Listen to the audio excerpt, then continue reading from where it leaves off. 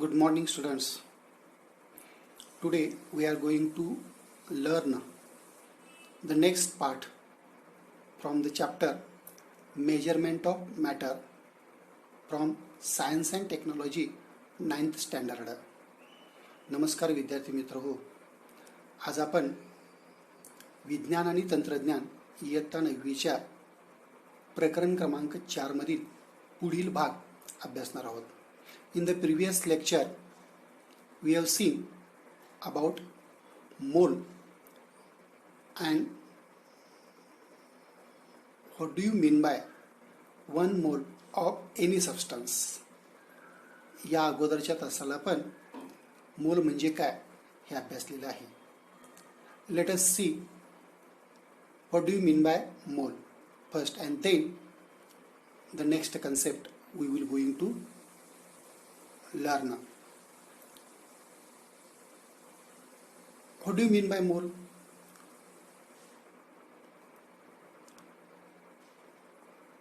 The atomic mass or molecular mass of any substance expressed in terms of mole is nothing but mole of that substance.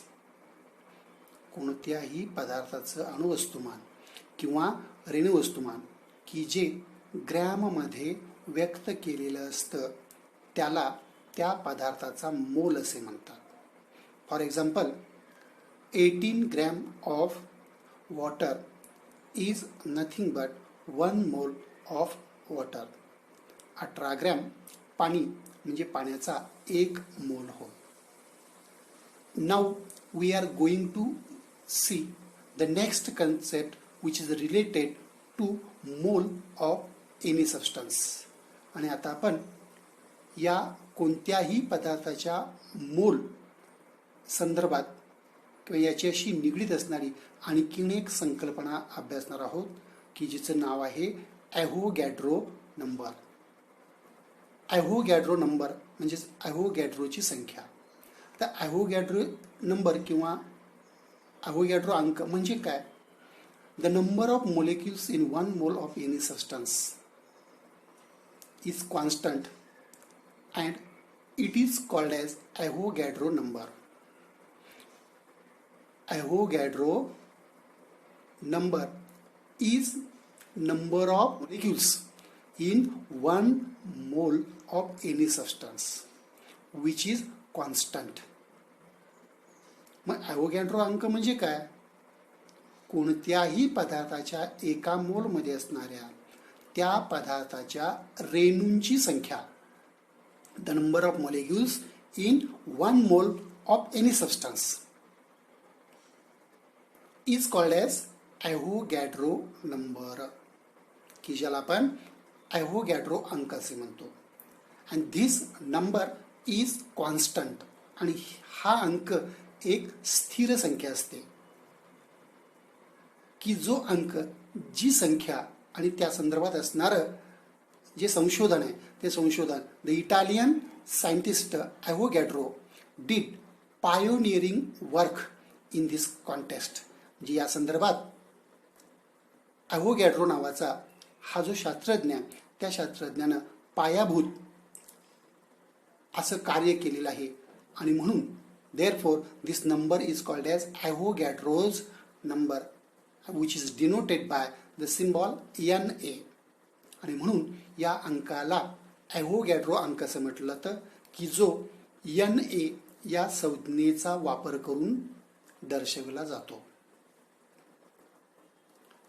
Later, scientists demonstrated experimentally that the value of Avogadro's number is 6.022 into 10 raised to 23. कोणत्याही पदार्थाच्या एका मोलमध्ये असलेल्या त्या पदार्थाच्या रेणू किंवा अणूंची संख्या ही 6.022 गुणिले 1023 इतकी असते.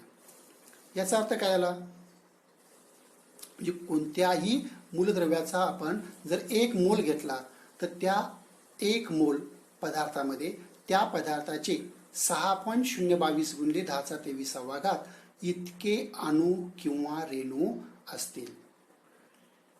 आणि म्हणून काय म्हणलं बघा, a mole of any substance stands for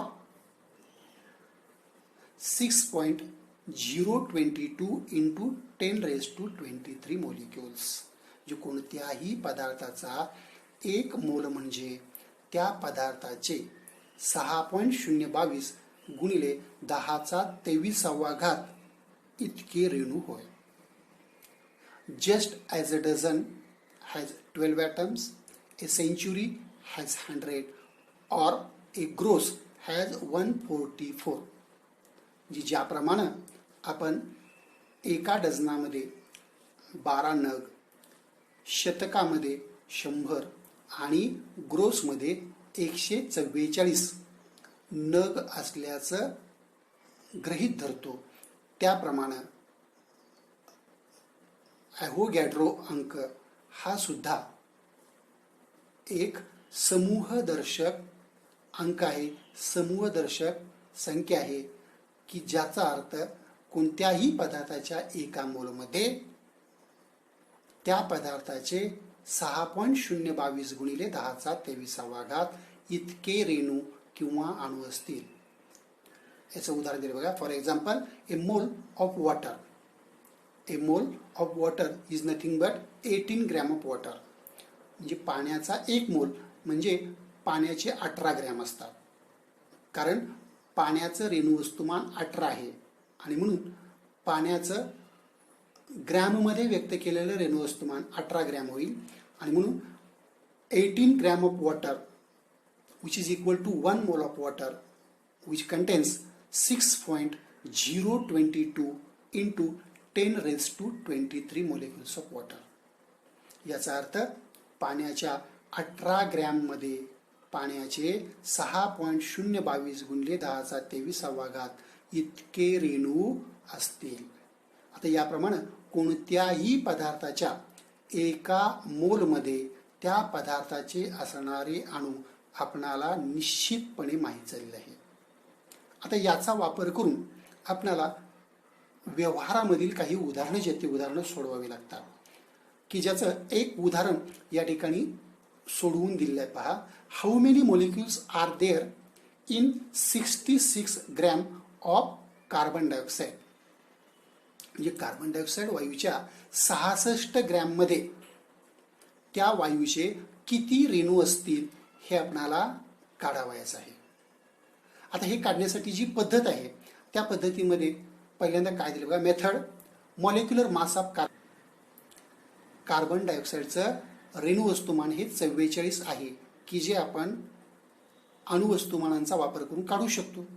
आणि कसं काढायचं याची माहिती आपण यापूर्वीच्या तासाला अभ्यासलेली आहे. मग आता कार्बन डायऑक्साईडचं रेणू वस्तुमान माहीत झालं आणि कार्बन डायऑक्साईडचं आपणाला दिलेली राशी माहीत आहे. जे 66 ग्रॅम कार्बन डायऑक्साईडमध्ये कार्बन डायऑक्साईडचे किती मोल असतात हे प्रथम आपण यापूर्वी शिकलेल्या सूत्राचा वापर करून काढूया. The number of mole in given carbon dioxide that is N is equal to mass of carbon dioxide in grams divided by molecular mass of carbon dioxide. कोणत्याही पदार्थाच्या दिलेल्या राशीमध्ये त्या पदार्थाचे किती मोल असतात हे काढण्याकरता आपणाला सूत्र आहे, the number of moles of the given substance is equal to mass of the given substance in gram divided by molecular mass of that substance. And by using this formula we can calculate how many moles are there in 66 grams of carbon dioxide. आणि याचा वापर करून आपण 66 gram carbon डायऑक्साईडमध्ये carbon डायऑक्साईडचे किती mole आहेत हे प्रथम काढून घेऊ. Number of moles in given carbon dioxide that is N is equal to mass of the carbon dioxide in grams divided by molecular mass of carbon dioxide. Mass of the carbon dioxide is given 66 gram, while molecular mass of carbon dioxide gas is 44 gram. Hence 66 upon 44, which is equal to 5 मोल. आता हा भागाकार केल्यानंतर आपणाला 1.5 मोल हे उत्तर मिळेल. याचा अर्थ 66 ग्रॅम कार्बन डायऑक्साईड वायूमध्ये 1.5 मोल इतका कार्बन डायऑक्साईड वायू असतो. मग आता आपल्याला माहित आहे कोणत्याही पदार्थाच्या एका मोलमध्ये त्या पदार्थाचे किती अणू असतात किंवा रेणू असतात हे आपण ॲव्होगॅड्रो अंकाच्या साहाय्याने निश्चितपणे सांगू शकतो. 1 mole of carbon dioxide contains 6.022 into 10 raised to 23 molecules. Hence, 1.5 mole of carbon dioxide will contain 1.5 into 6.022 into 10 raised to 23 molecules. आता आपल्याला 1 मोल कार्बन डायऑक्साईडमध्ये असणाऱ्या कार्बन डायऑक्साईडच्या रेणूंची संख्या माहीत आहे, कारण ॲव्होगॅड्रो अंकावरून आपल्याला ही संख्या कळू शकते. म्हणजे 1 मोल कार्बन डायऑक्साईडमध्ये जर 6.022 गुणिले 10⁻23 इतके कार्बन डायऑक्साईडचे रेणू असतील तर 1.5 मोलमध्ये किती असतील हे त्रैराशिक वापरून आपण हे उदाहरण सोडवू शकतो. If 1 mole of carbon dioxide contains 6.022 into 10 raised to 23 molecules, then 1.5 mole of carbon dioxide contains 1.5 into 6.022 into 10 raised to 23 molecules, and the answer is 9.033 into 10 raised to 23 molecules. आणि अशा प्रकारे आपणाला या 1.5 मोल म्हणजेच 1.5 मोल कार्बन डायऑक्साईडमध्ये असणाऱ्या carbon dioxide वायूच्या रेणूंची संख्या मिळालेली आहे 9.033 गुणिले 10⁻23. 9.033 गुणिले 10⁻23 इतके रेणू 1.5 मोल कार्बन डायऑक्साईड वायूमध्ये असतील, म्हणजे 66 ग्रॅम कार्बन डायऑक्साईडमध्ये असतील. ॲव्होगॅड्रो अंकाच्या संदर्भात आणखी थोडीशी माहिती दिली आहे की ज्यामध्ये तुम्हाला ॲव्होगॅड्रो अंक म्हणजे काय हे अधिक समजावं याकरता चौकटीमध्ये दिले पहा. 1 dozen bananas are nothing but 12 bananas. 144 notebooks make 1 gross of notebooks, म्हणजे 144 वह्या म्हणजे 1 ग्रोस वह्या होय. आणि त्याच्यावरून 1 mole of common salt is equal to 6.022 into 10 raised to 23 molecules. म्हणजेच 1 मोल मिठामध्ये 6.022 गुणिले 10⁻23 इतके मिठाचे रेणू असतील. त्याचप्रमाणे 1 mole of water is equal to 6.022 into 10 raised to 23 molecules. आणि 1 मोल पाण्यामध्ये सुद्धा 6.022 गुणिले 10⁻23 इतके पाण्याचे रेणू असतील. म्हणजे याचा अर्थ मोल आणि त्या मोलमध्ये असणारी ॲव्होगॅड्रो अंकांची संख्या ही एक समूहदर्शक संख्या असल्याचं दिसून येतं. आता या स्लाइडच्या शेवटी तुम्हाला यूज युअर ब्रेन पॉवरमध्ये 2 प्रश्न विचारलेत की ज्या दोन्ही प्रश्नांची उत्तरं तुम्हाला वर आपण सोडवल्याप्रमाणे शोधून घ्यायचे आहेत. त्याच्यामध्ये use your brain power. How many molecules of water are there in 36 gram water. म्हणजे पाण्याच्या 36 ग्रॅममध्ये पाणी या पदार्थाचे किती रेणू असतील. वरती आपण ज्याप्रमाणे कार्बन डायऑक्साईड 66 ग्रॅम कार्बन डायऑक्साईडमध्ये कार्बन डायऑक्साईडचे किती रेणू असतील हे काढलं, तसंच आता आपल्याला 36 ग्रॅम पाण्यामध्ये पाण्याचे किती रेणू असतील हे काढायचं आहे. पहिल्यांदा आपणाला 36 ग्रॅम पाण्यामध्ये पाण्याचे किती मोल असतात हे काढावं लागेल, की जे काढण्यासाठी पाण्याचं ग्रॅममध्ये दिलेलं वजन भागिले पाण्याचं रेणू वस्तुमान. पाण्याचं ग्रॅममध्ये दिलेलं वजन आहे 36 ग्रॅम भागिले पाण्याचं रेणू वस्तुमान आहे 18. 36 भागिले 18 म्हणजेच 2 मोल हे आपणाला दिलेलं पाणी आहे. मग एका मोलमध्ये असणाऱ्या पाण्याचं रेणूंची संख्या माहीत आहे, अवोगॅड्रो अंकावरून मिळेल आपल्याला. आणि मग 36 ग्रॅममध्ये म्हणजेच 2 मोलमध्ये किती असेल हे काढू शकाल. अशा पद्धतीनं या दोन्ही प्रश्नांची. तर दुसरा प्रश्न बघा, how many molecules of H2SO4 that is sulphuric acid are there in 49 gram sample. म्हणजे सल्फ्युरिक आम्लाच्या 49 ग्रॅम नमुन्यामध्ये किंवा राशीमध्ये सल्फ्युरिक आम्लाची किती रेणू असतील, हा दुसरा प्रश्न आहे. या दोन्ही प्रश्नांची उत्तरं वर सोडवल्याप्रमाणे आपणाला सोडवता आली पाहिजेत. ती तुम्ही तुमच्या वहीमध्ये सोडवून ठेवायची असेल. काही शंका किंवा अडचण असेल तर तुम्ही आपापल्या विषय शिक्षकांशी संपर्क साधून त्या शंकांचं निरसन करावयाचं आहे. आता उजव्या बाजूला जो तक्ता दिला आहे त्याच्यामध्ये ऑलवेज रिमेंबर, नेहमी लक्षात ठेवा. काय दिले बघा, the number of molecules in given quantity of a substance is determined by its molecular mass.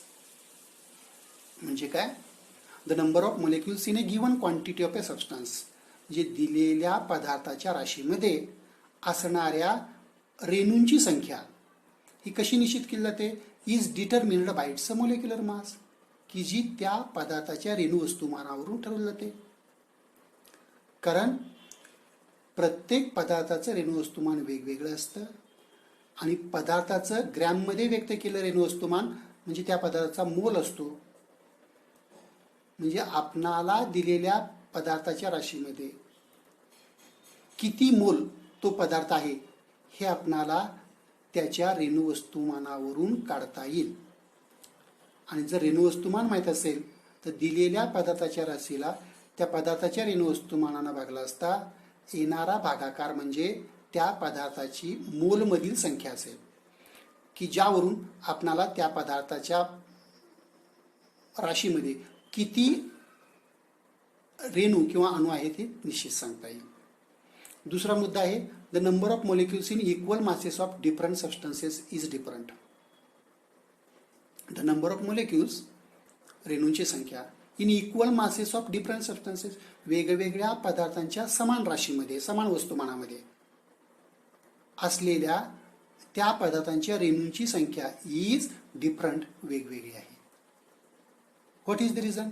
Because the molecular mass of different substances are different. म्हणजे वेगवेगळ्या पदार्थांचं रेणू वस्तुमान हे वेगवेगळं असतं आणि त्यामुळे त्यामध्ये असणाऱ्या मोलेक्युल्स म्हणजे रेणूंची संख्या सुद्धा वेगवेगळी असेल. आणि तिसरी माहिती काय दिली बघा, 1 मोल quantities of different substances have different masses measured in gram. म्हणजे कोणत्याही पदार्थाच्या एका मोल राशीमध्ये त्या पदार्थाचे किती ग्रॅम आहेत हे वेगवेगळं आहे. याचंही कारण तेच येईल, molecular mass of different substances is different. कारण वेगवेगळ्या पदार्थांचं रेणू वस्तुमान हे वेगवेगळं असतं आणि त्यामुळं 1 मोल quantities of different substances have different masses measured in gram. For example, molecular mass of water is 18 gram while molecular mass of oxygen is 32 gram. Means 1 mole of different substances have different masses which are measured in grams. आणि आता यानंतरचा जो पुढचा भाग आहे तो पुढचा भाग बघा, valency. What do you mean by valency? संयुजा. आता संयुजा म्हणजे काय हे आपण यापूर्वी बऱ्याचदा अभ्यासलेला आहे. आणि ते काय म्हटलं बघा, determine the valencies of HCl ONA from molecular formulae H2 HCl H2O and NaCl. Can you रिकॉलमध्ये तुम्हाला 2 प्रश्न विचारले. त्यातला पहिला प्रश्न आहे, determine the valencies of HClO and sodium that is Na from molecular formulae H2 HCl H2O NaCl etc. म्हणजे hydrogen, chlorine, oxygen आणि सोडियम या मूलद्रव्यांच्या संयुजा H2, HCl, H2O आणि NaCl या संयुगांच्या रेणुसूत्रावरून निश्चित करायला सांगितलेल्या आहेत. आणि दुसरा प्रश्न आहे, what is the type of chemical bond in NaCl and MgCl2. म्हणजे सोडियम क्लोराईड आणि मॅग्नेशियम क्लोराईड या संयुगांच्या रेणूमध्ये कोणत्या प्रकारचा बंध आहे. आता दुसऱ्या प्रश्नाचं उत्तर अगोदर देऊया आणि नंतर मग पहिल्या प्रश्नाकडे वळूया. What is the type of chemical bond in sodium chloride that is NaCl and magnesium chloride that is MgCl2. The type of chemical bond in these two substances is ionic bond. या दोनही संयुगांच्या मध्ये असणाऱ्या रासायनिक बंधाचा प्रकार आहे आयनिक बंध. आणि आयनिक बंध कसा तयार होतो हे आपल्याला माहित आहे. इलेक्ट्रॉनची देवाणघेवाण झाल्यामुळे, इलेक्ट्रॉन दिल्यामुळे किंवा घेतल्यामुळे आयनिक बंधाची निर्मिती होते. आता determine the valencies of HClO and Na. आता आपल्याला हायड्रोजन, क्लोरीन, ऑक्सिजन आणि सोडियम या संयुगांच्या संयुजा निश्चित करायच्या. आता या संयुजा रेणुसूत्रावरून निश्चित करायला सांगितले आहेत. आता त्या कशा करतात. आता for example the valency of H. We can determine the valency of hydrogen from HCl, H2O and H2. आपण या H म्हणजे हायड्रोजन अणूची संयुजा, हायड्रोजन या वायूचा रेणू, HCl म्हणजे हायड्रोक्लोरिक आम्लाचा रेणू आणि H2O म्हणजे पाण्याचा रेणू या तीनही संयुगावरून निश्चित करू शकतो. आता यासाठी काय करायचं आहे आपल्याला माहित आहे. In the molecular formula, the constituent elements are combined together in reciprocal of their valencies. मी काय म्हणते काळजीपूर्वक आहे का. In a molecular formula, constituent elements are combined in a proportion that is reciprocal of their valencies. कोणत्याही संयुगाच्या रेणुसूत्रामध्ये असणारी घटक मूलद्रव्ये त्यांच्या संयुजांच्या व्यस्त प्रमाणात एकत्र येतात, संयोग पावतात, जोडी तयार करतात.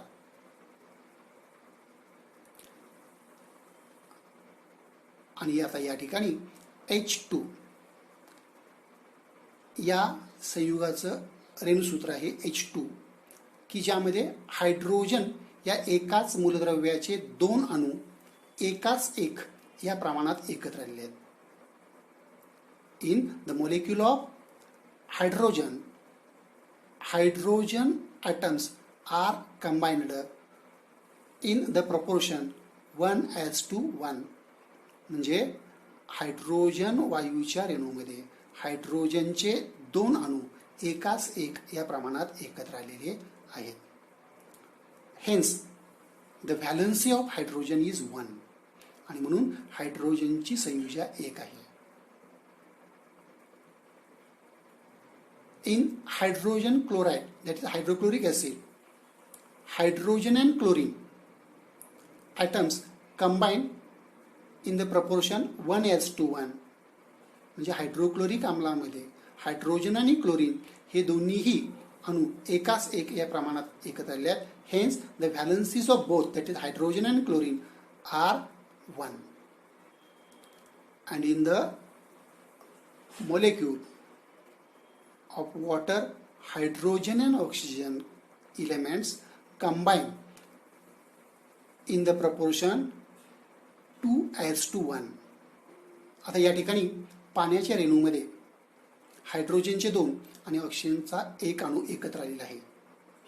आणि मगाशी मी सांगितल्याप्रमाणे कोणत्याही संयुगाच्या रेणूमध्ये घटक मूलद्रव्ये हे त्यांच्या संयुजेच्या व्यस्त प्रमाणात एकत्र येतात. म्हणजेच हायड्रोजनचे अणू ऑक्सिजनच्या संयुजे एवढे आणि ऑक्सिजनचे अणू हायड्रोजनच्या संयुजे एवढे. आणि म्हणून या ठिकाणी हायड्रोजनच्या पुढं 2 अंक लिहिलेला आहे आणि ऑक्सिजनच्या पुढं अंक लिहिलेला नाही, म्हणजेच 1 आहे. आणि म्हणून रेणूसूत्र तयार झालं H2O. म्हणजे हायड्रोजनची संयुजा आहे 1, की ज्या संयुजा एवढे ऑक्सिजनचे अणू आहेत आणि ऑक्सिजनची संयुजा आहे 2, की जेवढी संयुजा किंवा जेवढे अणू त्या रेणूमध्ये हायड्रोजनचे घेतलेले आहेत. आणि म्हणून हायड्रोजनची संयुजा 1, ऑक्सिजनची संयुजा 2. त्याचप्रमाणे सोडियम आणि क्लोरीन यांच्या संयुजा निश्चित करता येते. Sodium and chlorine atoms combine in 1:1 proportion in sodium chloride molecule. Sodium क्लोराईडच्या रेणूसूत्रामध्ये सोडियम आणि क्लोरीन या दोनही संयुगाची रेणू एकाच एक प्रमाणामध्ये एकत्र आलेले आहेत. Hence the valencies of both that is sodium and chlorine are 1. आणि म्हणून या दोघांच्या संयुजा 1 आहेत. आता या संयुजा निश्चिती केल्यानंतर आपणाला संयुजा म्हणजे काय ही व्याख्या जी पूर्वी आपण अभ्यासली आहे ती माहीत पाहिजे. The capacity of an element to combine is called as its a valency. म्हणजे एखाद्या मूलद्रव्याची दुसऱ्या मूलद्रव्याबरोबर संयोग पावण्याची क्षमता म्हणजे त्या मूलद्रव्याची संयुजा होय. And the valency of an element is indicated by a specific number, and it is the number of chemical bonds formed by one atom of that element with other atoms.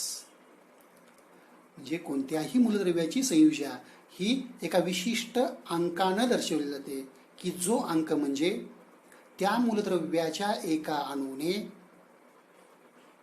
दुसऱ्या मूलद्रव्याच्या अणूबरोबर किती बंध तयार केलेले आहेत ते दर्शवणारी संख्या असते. In the 18th and 19th century, the laws of chemical combination were used to find out the valencies of elements. 18व्या आणि 19व्या शतकामध्ये रासायनिक संयुगाचे जे नियम होते त्या रासायनिक संयुगाच्या नियमांचा वापर संयुजा निश्चित करण्यासाठी केला जायचा. परंतु in 20th century, the relationship between the valency of an element with its configuration was recognized. आणि 20व्या शतकामध्ये मात्र संयुजा एखाद्या मूलद्रव्याची संयुजा आणि त्या मूलद्रव्याचं इलेक्ट्रॉन स्वरूपन यांच्यामध्ये असणारा संबंध निश्चित करण्यात आलेला होता. आता या ठिकाणी संयुजा निश्चित करण्यासाठी किंवा संयुजा म्हणजे काय हे नेमकं कळावं किंवा संयुजा आणि त्या मूलद्रव्याचे इलेक्ट्रॉन स्वरूपन यामध्ये काय संबंध आहे हे कळावं यासाठी एक उदाहरण दिलं आहे. Sodium atom that is Na electronic configuration is 281. Sodium या मूलद्रव्याच्या अणूचं इलेक्ट्रॉन स्वरूपन आहे 281. Means sodium atom gives 1 electron from its outermost orbit to other and form positively charged sodium ion. सोडियमचा अणू काय करतो त्याच्या बाह्यतम कक्षेतील 1 इलेक्ट्रॉन दुसऱ्या कुठल्या तरी मूलद्रव्याला देतो आणि एक धनप्रभार असलेला सोडियमचा आयन तयार करतो की ज्याचे इलेक्ट्रॉन स्वरूपन दिलंय बघा 2828. आता त्यानंतर क्लोरीन या मूलद्रव्याचा अणू काय करतो बघा. Chlorine atom electronic configuration is 287. आता क्लोरीन या अणूचे इलेक्ट्रॉन स्वरूपन आहे 287. Means it requires 1 electron to complete octet in the outermost orbit. Chlorine अणूचे इलेक्ट्रॉन स्वरूपन आहे 287. म्हणजे त्याला अष्टक स्थिती पूर्ण करण्यासाठी एका इलेक्ट्रॉनची आवश्यकता आहे की जो 1 इलेक्ट्रॉन ते मूलद्रव्य दुसऱ्या कुठल्या तरी मूलद्रव्याकडून घेईल. आणि त्यामुळं एक ऋणप्रभार असलेला क्लोराईड हा क्लोरीनचा आयन तयार होईल की ज्याचे इलेक्ट्रॉन स्वरूपन 288 असेल. If these two atoms are brought together, जर समजा हे दोन अणू एकत्र आणले तर काय होईल? Sodium atom will give 1 electron to chlorine atom, due to which sodium ion and chloride ions are formed. These two ions have equal but opposite charge on them, hence they attract towards each other to form sodium chloride compound. Sodium आणि chlorine या दोन मूलद्रव्यांचे अणू जर एकत्र आले तर सोडियमचा अणू क्लोरीनच्या अणूला 1 इलेक्ट्रॉन देईल. सोडियमनं क्लोरीनला 1 इलेक्ट्रॉन दिल्यामुळं सोडियमचा 1 धनप्रभार असलेला आणि क्लोरीनचा 1 ऋणप्रभार असलेला आयन तयार होईल. आता या दोन्हीही आयनांवरती समान परंतु विरुद्ध विद्युत प्रभार असल्यामुळे ते दोन्ही आयन एकमेकांकडे आकर्षिले जातील आणि सोडियम क्लोराईड नावाच्या आयनिक संयुगांचा रेणू तयार होईल. आता हे स्पष्टीकरण या ठिकाणी दिले पहा. A sodium atom gives away 1 electron and a cation that is positively charged sodium ion is formed. Hence the valency of sodium is 1. सोडियमचा अणू त्याच्या बाह्यतम कक्षेतील 1 इलेक्ट्रॉन देतो, त्यामुळं धनप्रभार असलेला सोडियमचा 1 अणू तयार होतो, म्हणून त्याची संयुजा 1 आहे असं म्हटलेलं आहे. त्याचप्रमाणे क्लोरीनच्या बाबतीत काय होतं बघा. एक chlorine atom takes up 1 electron and forms an anion of chlorine that is chloride. आता क्लोरीनचा अणू 1 इलेक्ट्रॉन घेतो, त्यामुळे 1 ऋणप्रभार असलेला क्लोरीनचा क्लोराईड हा ॲनायन म्हणजेच ऋणप्रभारित आयन तयार होतो. पुढे काय म्हणलं बघा. And thus the valencies of chlorine is also 1. आणि म्हणून क्लोरीनची संयुजा सुद्धा 1च आहे. After the give and take of electrons is over, the electronic configuration of both resulting ions has complete octet. आता ही इलेक्ट्रॉनची देवाणघेवाण झाल्यामुळं या दोनही अणूंपासून तयार झालेल्या आयनांची अष्टक स्थिती पूर्ण आहे की ज्यामुळे ती स्थिर झालेली आहेत. Due to the attraction between unit but opposite charges on the 2 ions, 1 chemical bond is formed between sodium and chloride ions and the compound sodium chloride is formed. आणि या दोन्ही आयनांच्या वरती असणाऱ्या विरुद्ध परंतु समान विद्युत प्रभारामुळे हे दोन्ही आयन एकमेकांकडे आकर्षिले जाऊन एक रासायनिक बंध तयार होतो की ज्यामुळे सोडियम क्लोराईड नावाच्या संयुगाचा रेणू तयार होतो. Thus, a sodium atom has capacity to give away 1 electron, while chlorine atom has capacity to take up 1 electron. This means that the valencies of both elements, that is sodium and chlorine, is 1. From this, the electronic definition of valency is as follows. आणि यावरून या संयुजीची जी व्याख्या आहे ती व्याख्या the number of electrons that an atom of an element gives away or takes up while forming an ionic bond is called the valency of that element. The number of elements, the number of electrons that an atom of an element gives up or takes up. म्हणजे एखाद्या मूलद्रव्याचा अणू किती electron देतो किंवा घेतो कधी while forming an ionic bond, आयनिक बंध तयार होताना, is called as the valency of that element. याला त्या मूलद्रव्याची संयुजी असे म्हणतात. म्हणजे रासायनिक संयोगावेळी म्हणजेच आयनिक बंध तयार होताना एखाद्या मूलद्रव्याचा अणू किती इलेक्ट्रॉन देतो किंवा घेतो हे दर्शवणारी संख्या म्हणजे त्या मूलद्रव्याची संयुजा असते.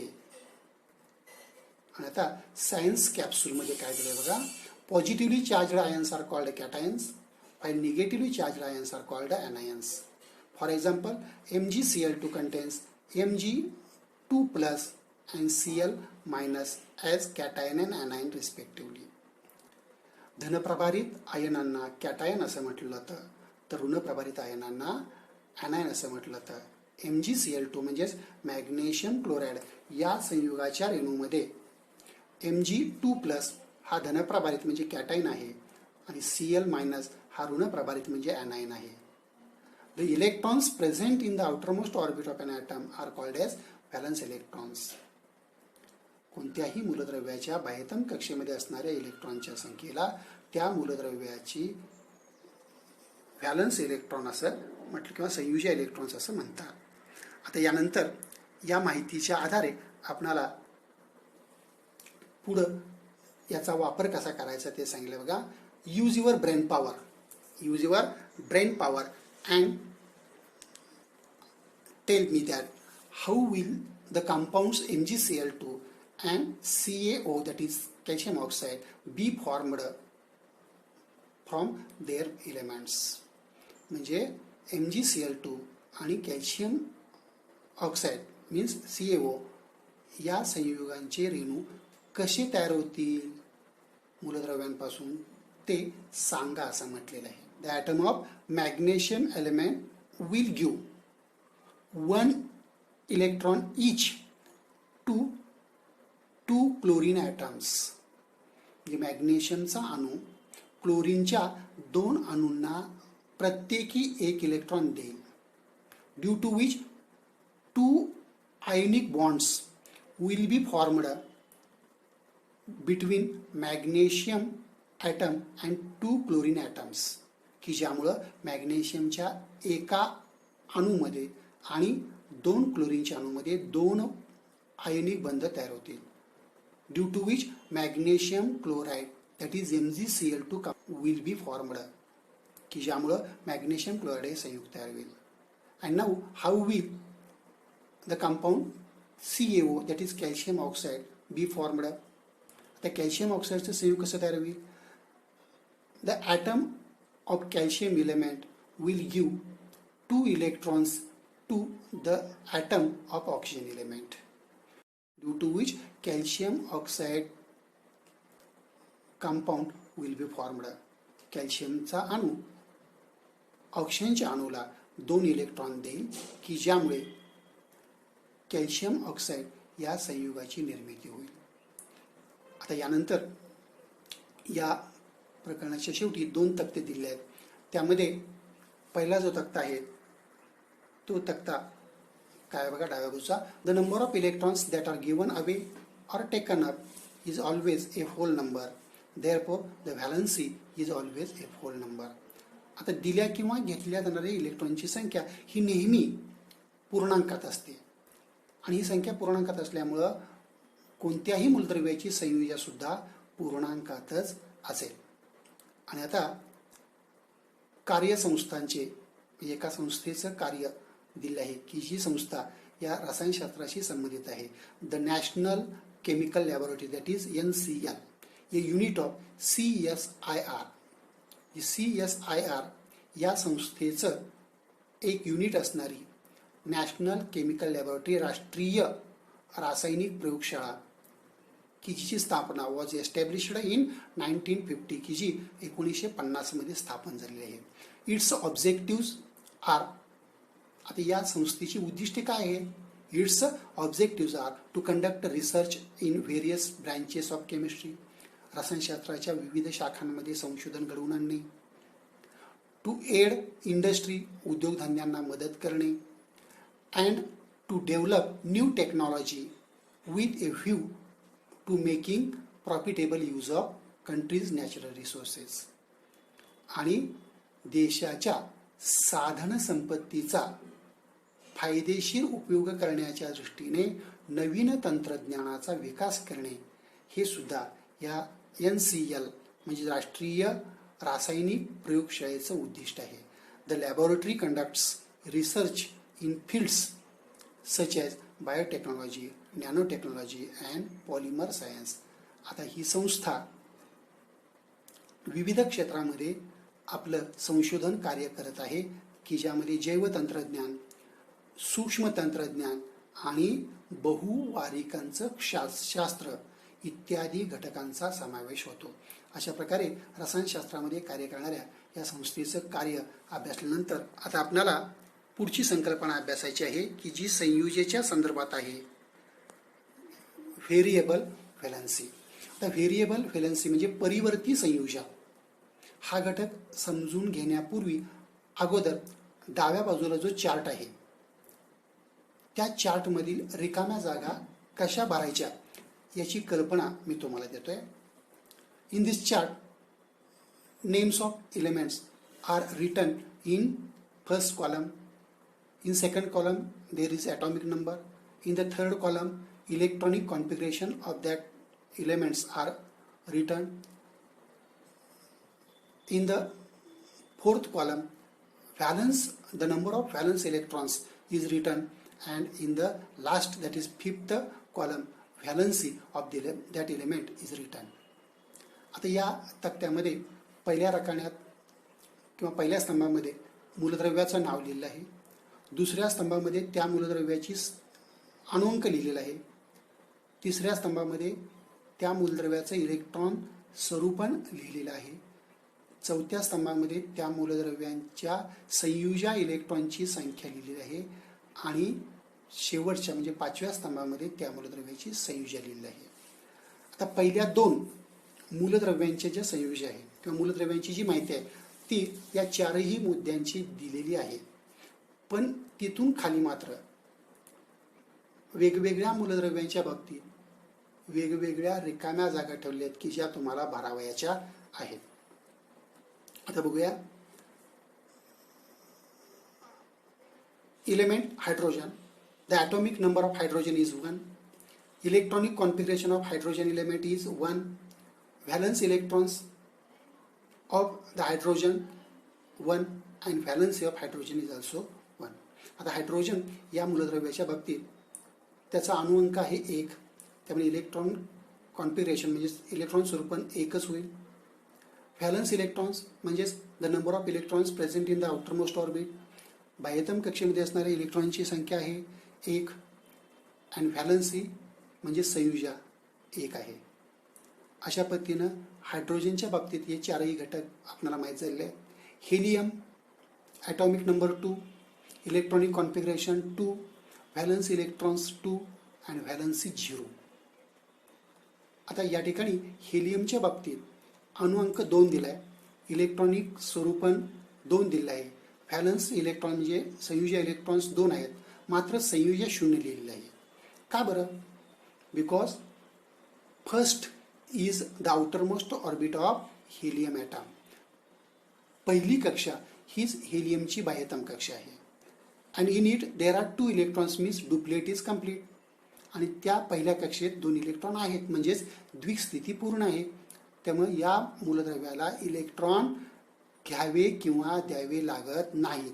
Hence the valency of the helium atom is 0. Then lithium atomic number दिलेला नाही. इलेक्ट्रॉनिक कॉन्फिगरेशन दिलेलं आहे 2,1. There are 2 electrons in the first orbit, only 1 electron in the second orbit. म्हणजे लिथियमच्या बाबतीत एकूण 3 इलेक्ट्रॉन आहेत आणि 3 इलेक्ट्रॉन आहेत याच्यावरून आपल्याला संयुजा कळेल. Because the valency of element is nothing but the number of protons or number of electrons. म्हणजे कोणत्याही मूलद्रव्याची संयुजा म्हणजे त्या मूलद्रव्याच्या केंद्रकामध्ये असणाऱ्या प्रोटॉनची किंवा त्या केंद्रकाबाहेर फिरणाऱ्या इलेक्ट्रॉनची संख्या असते. Here there are 3 electrons revolving around the nucleus of lithium. Hence the valency of lithium is 3.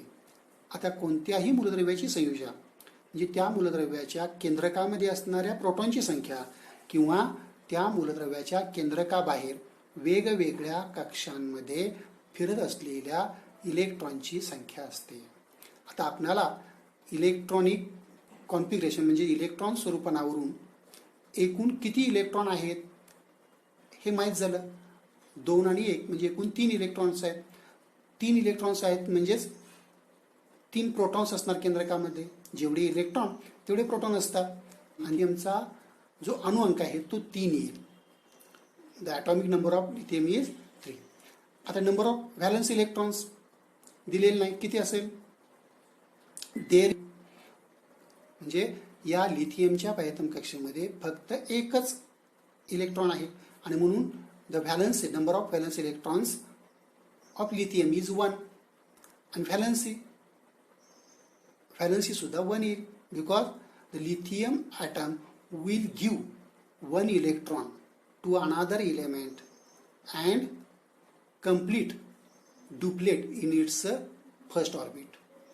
जे लिथियमचा अणू काय करेल, त्याच्या बाह्यतम कक्षेमध्ये असणारा एक इलेक्ट्रॉन देऊन टाकेल कुठल्या तरी मूलद्रव्याला आणि त्याच्या अगोदरची म्हणजे पहिल्या कक्षेतील द्विस्थिती पूर्ण करेल की ज्यामुळं तो स्थिर होईल आणि म्हणून लिथियमची व्हॅलन्सी 1 येईल.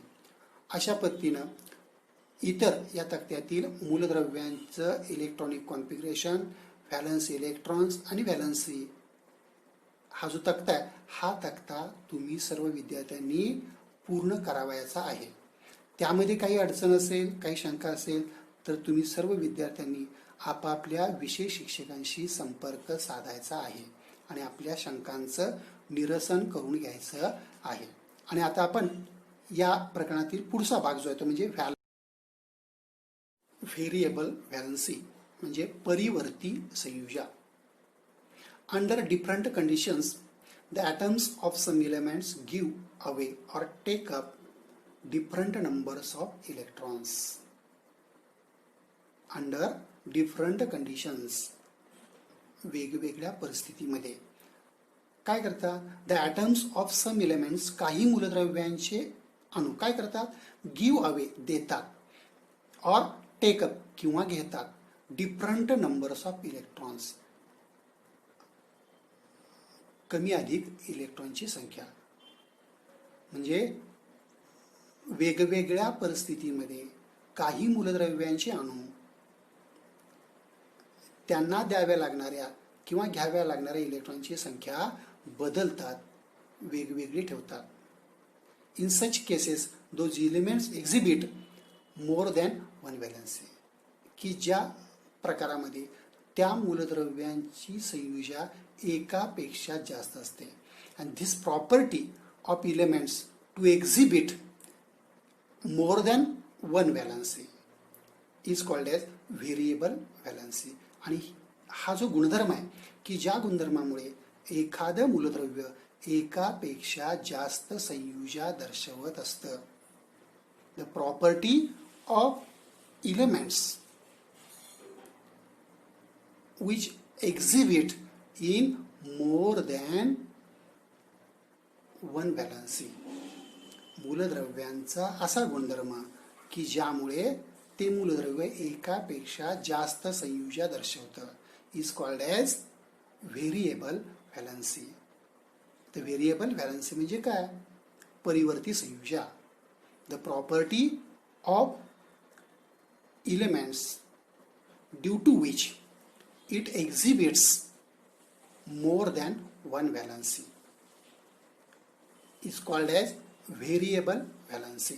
मूलद्रव्यांचा असा गुणधर्म की ज्यामुळे ते मूलद्रव्य एकापेक्षा जास्त संयुजा दर्शवतं त्याला परिवर्ती संयुजा असं म्हटलं जातं.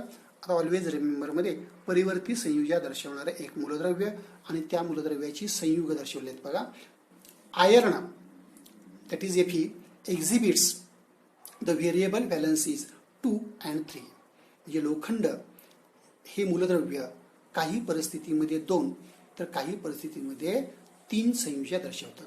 Hence iron forms 2 compounds with chlorine that is FeCl2 and FeCl3 की ज्यामुळं क्लोरीन या मूलद्रव्याबरोबर दोन प्रकारची संयुग तयार करतं.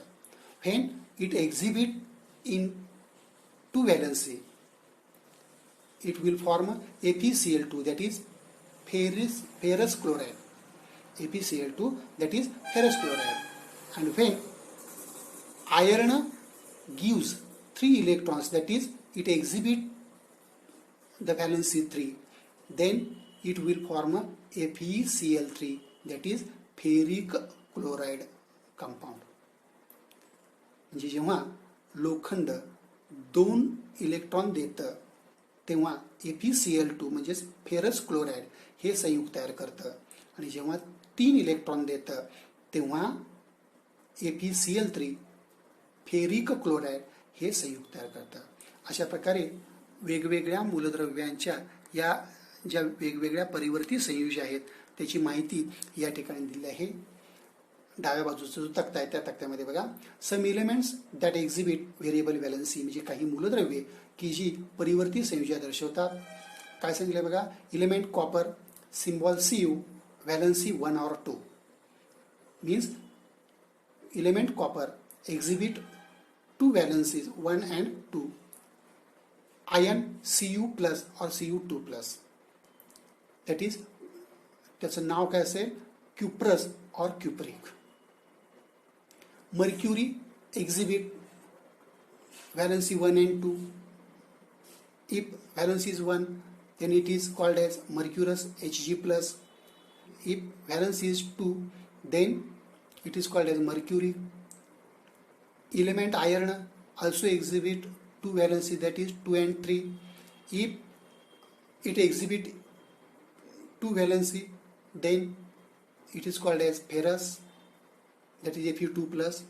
And when it exhibits in 3 valency, then it is called as ferric, Fe3+. अशा पद्धतीनं परिवर्ती संयुजा दर्शवणारी काही मूलद्रव्ये, त्यांचे आयन आणि त्या आयनांची नावे याची माहिती अभ्यासल्यानंतर रिसर्च यामध्ये काय दिले बघा या चौकटीत, find out some more elements which have variable valency. आणखी अशी काही मूलद्रव्ये तुम्ही शोधून काढा की ज्या मूलद्रव्यांची संयुजा परिवर्ती आहे, and find out compounds of the above elements which have variable valency.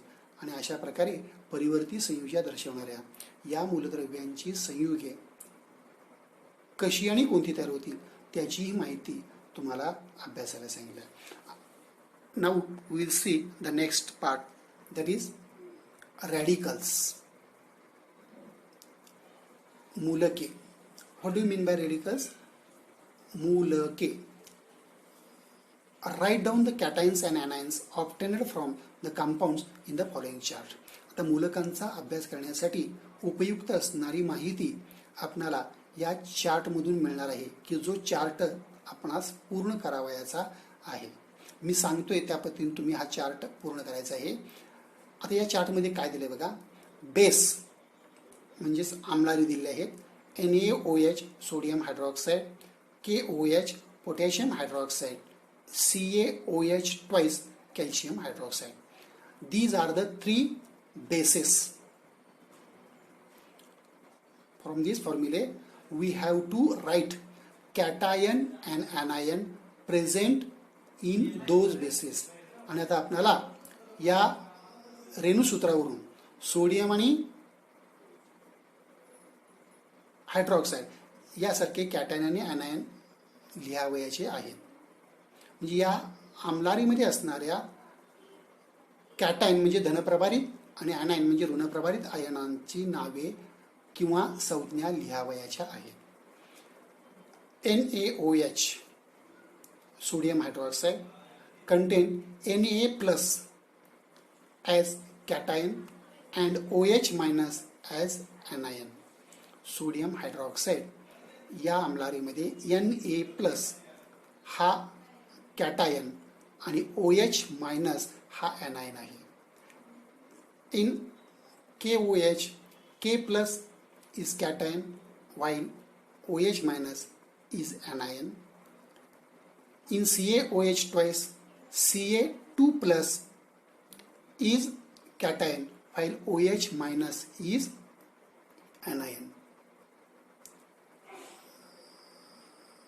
आता याप्रमाणेच ॲसिड्स बाबतीत बघा, in acids hydrochloric acid there is a H plus is cation and Cl minus is anion. In the acid HBr, that is hydrogen bromide, H plus is cation while Br minus is anion. And in the acid HNO3, that is nitric acid, H plus is the cation and NO3 minus is anion. And from these cations and anions, we came to know that in bases anion is same, that is OH minus, and in acids cation, that is H plus ion is same. आणि या माहितीवरून आपल्याला असं दिसून येतं की आम्लारेंच्या मध्ये anion म्हणजे ऋणप्रभारित जो आयन आहे तो समान म्हणजे सारखा आहे की जो हायड्रॉक्साईड OH मायनस हा आहे, H प्लस हा जो कॅटायन आहे ज्याला हायड्रोजन आयन असं म्हणतो तो समान आहे. ॲनाईन म्हणजे ऋणप्रभारित आयन मात्र वेगवेगळा आहे. आता यानंतर रॅडिकलच्या बाबतीत पुढची जी माहिती आहे ते आपण अभ्यासूया. Compounds with ionic bonds have two constituents. कोणत्याही आयोनिक संयुगाच्या रेणूमध्ये दोन घटक असतात. There is a cation that is positively charged ion and anion that is negatively charged ion. जो कोणत्याही संयुगाच्या रेणूमध्ये एक धनप्रभारित म्हणजेच कॅटायन आणि एक ऋणप्रभारित म्हणजेच ॲनायन असे दोन घटक असतात. They take part independently in chemical reactions and therefore called radicals.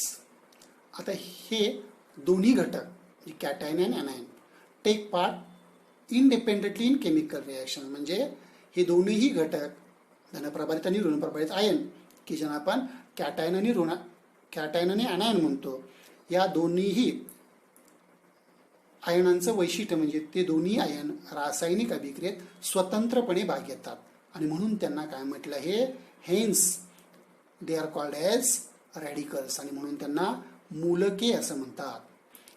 Then what do you mean by radicals. मग आता मूलकांची व्याख्या काय, रॅडिकल्स म्हणजे काय. Radicals are the positively charged और negatively charged constituents in any ionic compound.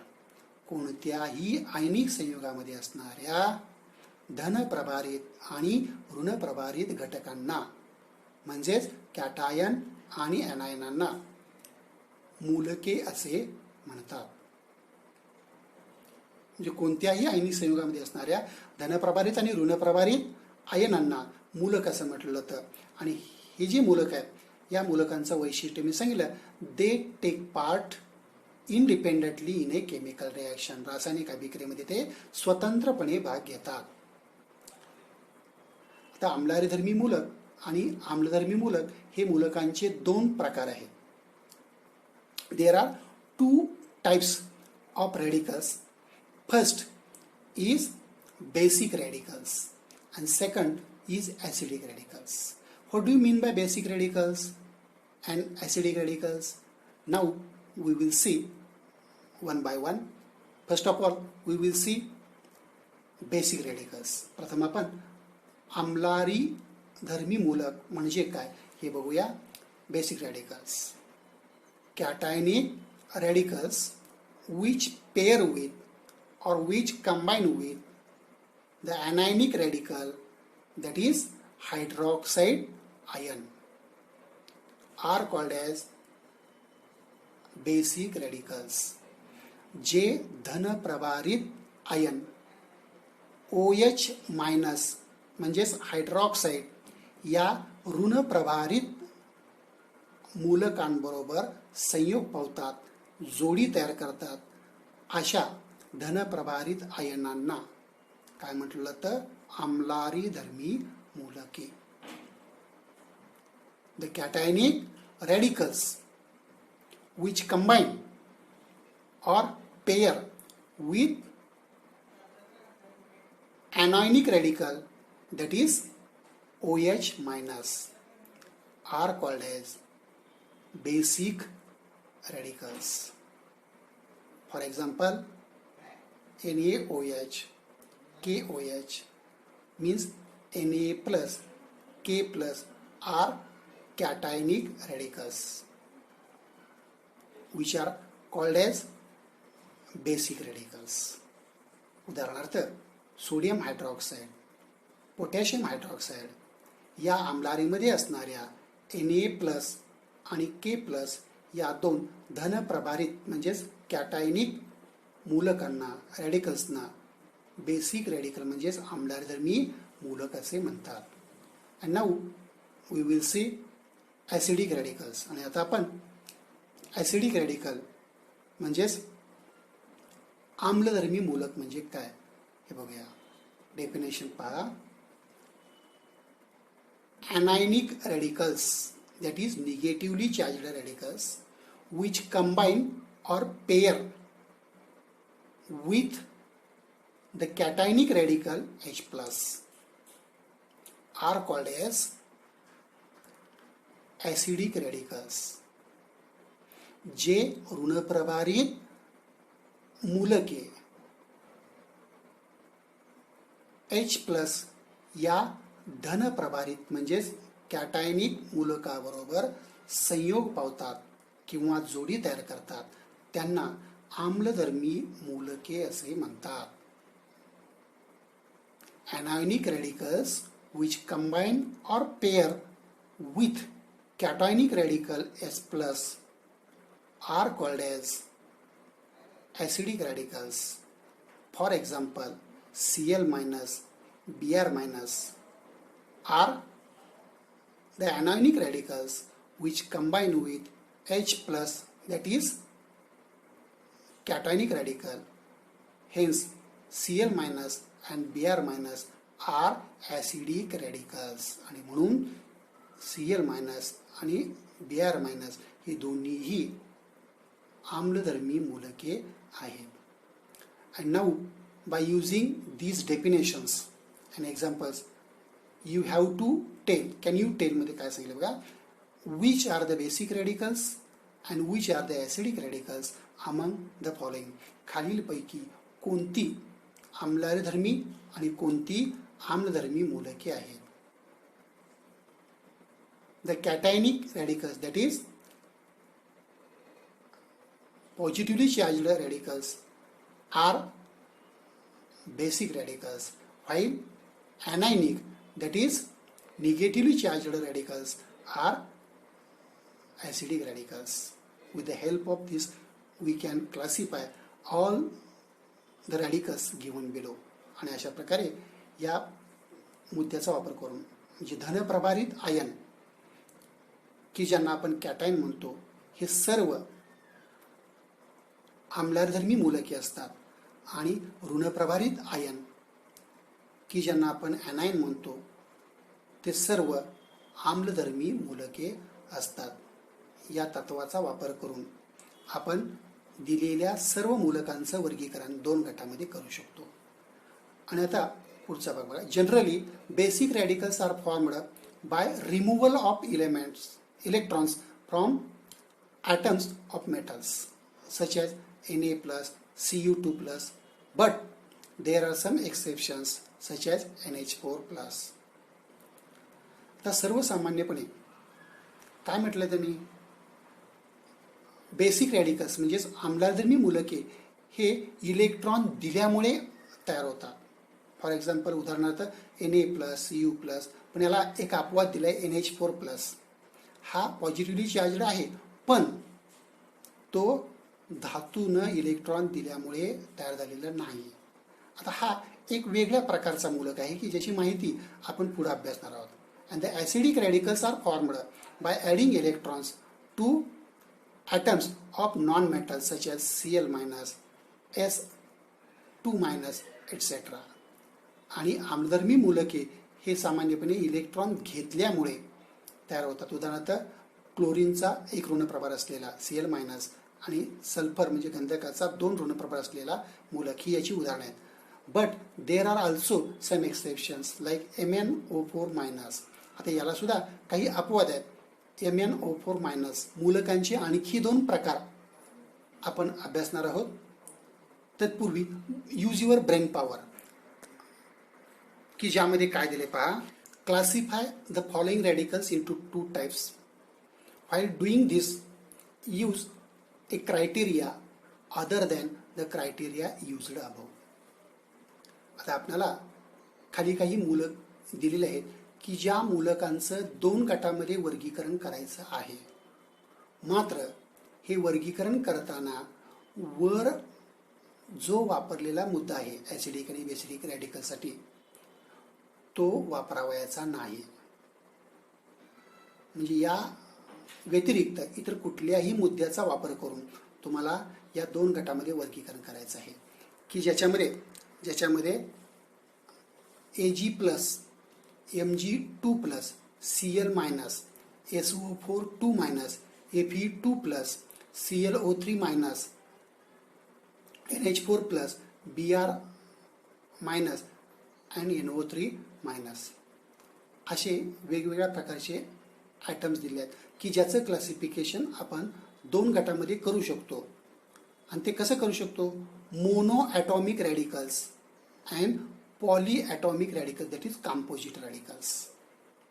आता या सर्व मूलकांचं या सर्व रॅडिकल्सचं आपण 2 गटामध्ये वर्गीकरण करू शकतो. त्यामधला पहिला आहे mono atomic radicals which are also called as simple radicals. And second group is polyatomic radicals which are also known as composite radicals. साधा मूलक आणि संयुक्त मूलक असे या 2 गटामध्ये सर्व मूलद्रव्यांचं किंवा सर्व मूलकांचं वर्गीकरण आपण करू शकतो. मोनो ॲटॉमिक रॅडिकल्स और simple radicals. For example Na plus Cu plus Cl minus, these are called as simple radicals. Radicals which contains single atom of different elements. म्हणजे वेगवेगळ्या मूलद्रव्यांचा एकच अणू असणारी जी मूलके आहेत त्यांना आपण काय म्हणतो. साधी मूलके. Radicals which contain only one atom of different elements are called as simple radicals. For example, Na plus Cu plus Cl minus etc. ज्या मूलकांमध्ये वेगवेगळ्या मूलद्रव्यांचा एकच अणू असतो अशा मूलकांना साधा मूलक असं म्हटलं जातं. उदाहरणार्थ सोडियम, कॉपर आणि क्लोरीन या मूलद्रव्याचे अणू हे साधा मूलक या प्रकारामध्ये समाविष्ट होतात. And when a radical is formed from a group of atoms carrying charge, आणि जेव्हा when two or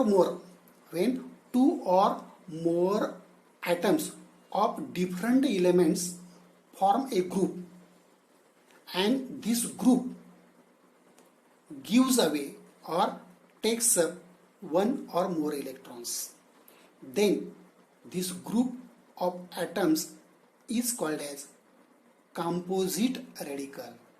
For example, SO4 2 minus NH4 plus etc.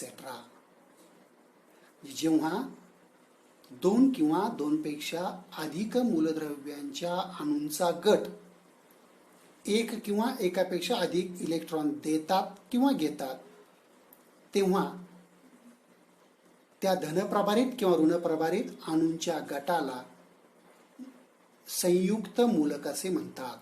Composite radicals. When A group of 2 or more atoms of different elements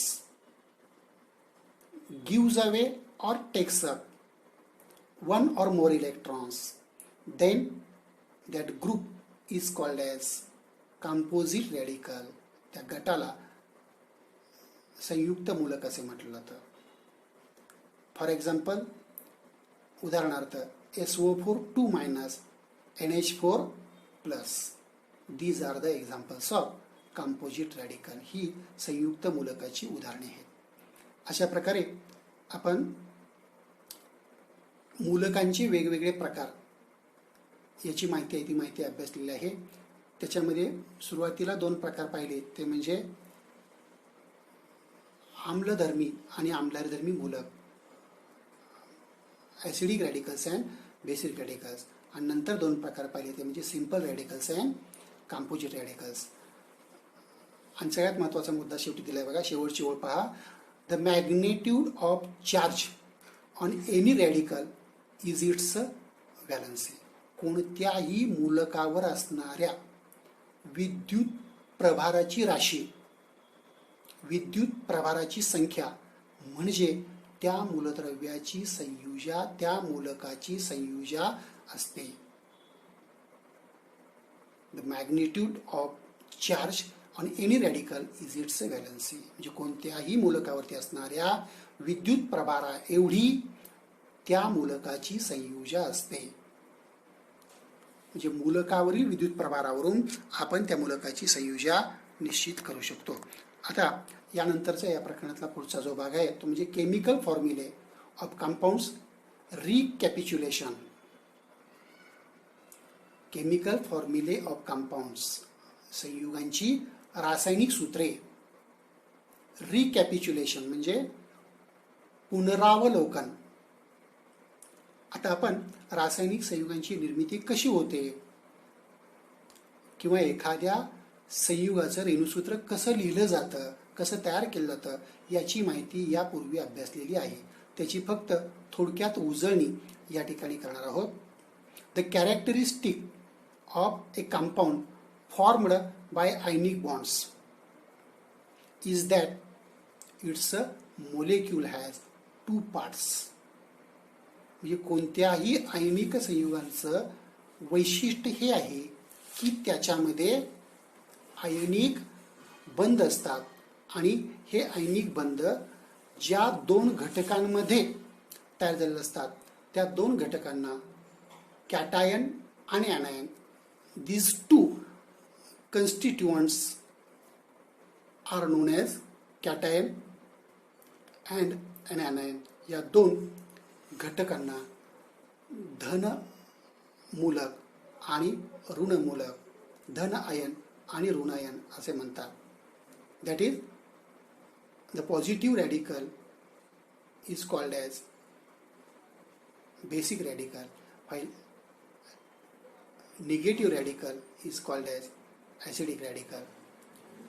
आणि म्हणून धन ion जो आहे ज्याला आपण cation म्हणतो, या धनप्रभारित म्हणजेच कॅटायनला आम्लारीधर्मी मूलक असं म्हणतात. तर ऋण आयन म्हणजेच ऋणप्रभारित आयन की ज्याला आपण ऋणप्रभारित मूलक म्हणतो, या ऋणप्रभारित मूलकाला आम्लधर्मी मूलक असे म्हणतात. These 2 parts are oppositely charged. आणि हे 2 भाग हे विरुद्ध विद्युत प्रभारित असतात. The force of attraction between them constitutes the ionic bond. की ज्यांच्यामध्ये असणारं आकर्षण बल हे आयनिक बंध तयार करण्यास कारणीभूत ठरतं. The name of an ionic compound has 2 words. कोणत्याही संयुगाच्या सूत्रामध्ये 2 शब्द असतात. The first word is the name of cation and the second name is the name of anion. जे कोणत्याही संयुगाच्या नावामध्ये 2 भाग असतात. त्यातला पहिला भाग किंवा पहिला शब्द हा त्या संयुगातील धन आयन म्हणजेच कॅटायनचं नाव असतं आणि दुसरा भाग म्हणजे ऋण आयन म्हणजेच ॲनायनचा भाग असतो किंवा ॲनायनचं नाव असतं. उदाहरणार्थ, for example, while writing the formula of a compound such as sodium chloride, the symbol of cation, that is Na plus, is written on the left and adjoined to it on the right, the symbol of anion, that is Cl minus, is written. Sodium chloride या संयुगाचं नाव लिहित असताना sodium या धनप्रभारित मूलकाची संज्ञा डाव्या बाजूला आणि chloride या ऋणप्रभारित मूलकाची संज्ञा उजव्या बाजूला लिहिलं जातं. अशा पद्धतीनं काय म्हणले बघा, this number is obtained easily by method of cross multiplication. आता एखाद्या संयुगाच्या रेणूमध्ये कोणकोणत्या मूलद्रव्याचे किती किती अणू आहेत हे कसं निश्चित केलं जातं किंवा कसं दाखवलं जातं पहा. The charges are not shown through the number of ions is written as subscript on the right of the symbol of the ion. म्हणजे कोणत्याही रेणूसूत्रामध्ये त्या मूलद्रव्याची जी काय संज्ञा असते किंवा त्या मूलकाची जी संज्ञा असते त्या संज्ञेच्या पुढच्या बाजूला उजव्या हाताला खालच्या बाजूस ही संख्या लिहिलेली असते. This number is obtained easily by the method of cross multiplication of valencies. आणि ही संख्या मिळवत असताना त्या मूलद्रव्याच्या संयुजेच्या गुणाकार व्यस्त प्रमाणात लिहिली जाते. The steps for writing chemical formula is shown on the next page.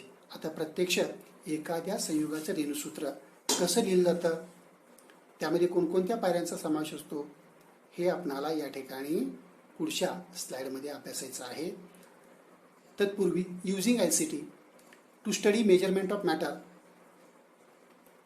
further and for additional information visit the websites given alongside.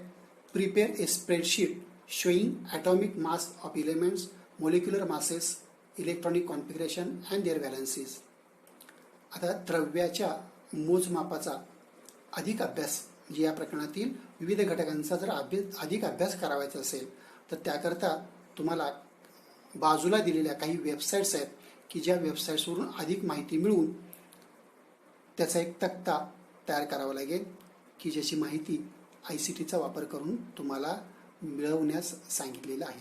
आता यानंतर या पुढच्या स्लाइडमध्ये काय दिले बघा, how to write chemical formulae of ionic compounds. Ionic संयुगांची रेणूसूत्रे कशी लिहितात ते आता आपण बघणार आहोत. Step first, to write the symbols of radicals, that is basic radical on left आणि ॲसिडिक रॅडिकल ऑन राईट. म्हणजे ज्या संयुगाचं रेणूसूत्र आपल्याला लिहायचं आहे त्या संयुगामध्ये असणाऱ्या धनप्रभारित म्हणजेच आम्लारेधर्मी मूलकाचं संज्ञा डाव्या बाजूला आणि ऋणप्रभारित म्हणजेच आम्लधर्मी मूलकाची संज्ञा उजव्या बाजूला लिहावी. Na+SO4 2-. आता ही पहिली पायरी झाल्यानंतर दुसऱ्या पायरीमध्ये काय झालं बघा, to write the valency below the respective radicals. आता यानंतर त्या दोन्ही मूलकांची संयुजा त्या मूलकाच्या खालील बाजूस लिहावी. The valency of sodium is 1 and the valency of sulphate radical is 2. Hence म्हणून सोडियमच्या खाली 1 आणि सल्फेटच्या खाली 2 हे त्यांच्या संयुजा लिहिलेले आहे. थर्ड स्टेप बघा, to cross multiply as shown by the arrow the number of the radicals. आता आपल्याला तो जो रॅडिकल आहे त्या रॅडिकलचे संयुगाच्या रेणूसूत्रामध्ये किती अंक असतील किंवा किती रॅडिकल्स घ्यावायचे आहेत ती संख्या मिळवण्याकरता आकृतीत दाखवल्याप्रमाणे तिरकस गुणाकार करायचा आहे. The number of radicals of sodium is written from the number of valency किंवा is written from the valency of sulfate radical. म्हणजे सोडियमच्या अणूंची संख्या ही सल्फेट या मूलकांच्या संयुजेवरून निश्चित केली जाते. सल्फेट या मूलकाची संयुजा 2 आहे म्हणून सोडियमच्या अणूंची संख्या 2 लिहिली आहे. पहा स्टेप 4 मध्ये पहा, सोडियम या मूलकाची संयुजा किंवा मूलकाचे अणू 2 घेतले आहेत रेणूसूत्रामध्ये Na2 आणि sulphate SO4. The number of sulphate radicals is taken from the valency of sodium. आणि सोडियम या अणूच्या संयुजेवरून, या मूलकाच्या संयुजेवरून सल्फेट या मूलकांची संख्या घेतलेली आहे. ती किती आहे? 1. The valency of sodium is 1. Hence the number of sulphate radical is 1. आता या ठिकाणी सल्फेट या रॅडिकलची, या मूलकाची संख्या 1 घेतली आहे, की जी तुम्हाला इथं लिहिलेली दिसत नाही. जर कुठल्याही मूलकाची संख्या 1 असेल, संयुजे 1 असेल, तर ती लिहिली नाही तरी चालते. फक्त तो रॅडिकल किंवा त्या मूलकाची संज्ञा लिहावी. आता या ठिकाणी सल्फेटची संयुजा किंवा सल्फेट या मूलकांची संख्या सोडियमच्या संयुजे एवढी लिहिलेली आहे 1. म्हणून या संयुगाचं रेणुसूत्र तयार झालं आहे Na2SO4. सोडियमचे 2 आणि सल्फेटचा 1, Na2SO4. This is the compound which is formed by the combination of sodium and sulfate radicals, and the name of this compound is sodium sulfate. आणि या संयुगाचं नाव आहे सोडियम सल्फेट. अशा प्रकारे आपल्याला धनप्रभारित आणि ऋणप्रभारित मूलकांचा वापर करून विविध प्रकारच्या संयुगांची रेणुसूत्रे लिहिता येतात. यासाठी या प्रकरणाच्या शेवटी तुम्हाला काही धनप्रभारित आणि ऋणप्रभारित मूलकांची त्यांच्यावरील प्रभारासहित संज्ञांची माहिती लिहून दिलेली आहे. त्यांची नावं सुद्धा पुढे दिली आहेत, की ज्याचा वापर करून तुम्ही वर दिलेल्या पद्धतीनुसार वेगवेगळ्या मूलकांच्या संयोगामधून निर्माण होणाऱ्या संयुगांची रेणुसूत्रे आणि नावे लिहू शकता. आता याचं एक उदाहरण जे ते उदाहरण मी तुम्हाला सांगतोय. Na म्हणजे सोडियम या मूलद्रव्याचा हा मूलक आहे Na+, की ज्याची संयुजा 1 आहे. कारण मूलकाची संयुजा ही त्या मूलकावरील विद्युत प्रभार एवढी असते. सोडियमवरती 1 विद्युत प्रभार आहे, म्हणून सोडियमची संयुजा 1 आहे. आता त्याचप्रमाणे या सोडियम मूलकाची जर ऋणप्रभारित मूलक कुठलाही एक घ्या, तर उदाहरणार्थ ऑक्सिजन, ज्याला आपण ऑक्साईड मूलक या ठिकाणी म्हटलं आहे, की ज्याची संयुजा 2 आहे. या ऑक्साईड या मूलकाबरोबर जर सोडियम या धनमूलकाची रासायनिक अभिक्रिया झाली, म्हणजेच यांचा संयोग झाला, तर तयार होणारं संयुग जे आहे ते संयुग काय असेल, त्याचं रेणुसूत्र काय असेल आणि त्याचं रासायनिक नाव काय असेल हे आता आपण बघूया. Sodium Na+, oxide O2-. सोडियमची संयुजा आहे 1, ऑक्साईडची संयुजा आहे 2. आता सोडियमच्या संज्ञेखाली 1 आकडा लिहिला, ऑक्सिजनच्या म्हणजेच ऑक्साईडच्या मूलकाखाली 2 आकडा लिहिला, म्हणजे याची संयुजा आपल्याला निश्चित कळाली. आता याच्यावरून आपल्याला काय करायचं आहे? रेणुसूत्र लिहायचं आहे. मगाशी मी सांगितल्याप्रमाणे संयुजेच्या व्यस्त प्रमाणात त्या मूलकांचे अणू घ्यायचे किंवा त्या मूलकांची संख्या लिहायची रेणुसूत्रामध्ये. Sodium Na. आता सोडियमचे किती अणू आहेत? ऑक्सिजनच्या म्हणजेच ऑक्साईडच्या मूलकाच्या संयुजे एवढे. ऑक्साईड या मूलकाची संयुजा 2 आहे, म्हणून सोडियमचे 2 अणू घ्यायचे Na2. आणि ऑक्साईडचे किती अणू येतील? सोडियमच्या संयुजे एवढे. सोडियमची संयुजा आहे 1, आणि म्हणून Na2O हे झालं रेणुसूत्र. सोडियम आणि ऑक्साईड या 2 मूलकांमध्ये रासायनिक संयोग झाल्यास तयार होणाऱ्या संयुगाचं रेणुसूत्र काय झालं? Na2O, की ज्याचं नाव आहे सोडियम ऑक्साईड. अशा प्रकारे आपल्याला एक धनप्रभारित मूलक आणि कोणताही ऋणप्रभारित मूलक यांचा संयोग झाला असता कोणकोणती संयुगे तयार होऊ शकतील, त्यांची रेणुसूत्रे काय असतील, त्यांची नावे काय असतील, हे या चार्टवरून तयार करता येतं. त्याचा सराव तुम्ही सर्व विद्यार्थ्यांनी घरी करा. त्याच्यामध्ये काही अडचण आल्यास तुम्ही आपापल्या विषय शिक्षकांशी संपर्क साधू शकता. अशा प्रकारे हे प्रकरण या ठिकाणी पूर्ण झालेलं आहे. या प्रकरणावरचा स्वाध्याय, त्याचप्रमाणे या प्रकरणाच्या शेवटी दिलेला हा चार्ट, त्या चार्टमध्ये असणारे धनप्रभारित आणि ऋणप्रभारित मूलक, त्यांच्यावरती असणारे विद्युत प्रभार, त्यांच्या संयोगातून तयार होणारी रेणुसूत्रे यांचा व्यवस्थित सराव करून ठेवायचा आहे. थँक्यू. धन्यवाद.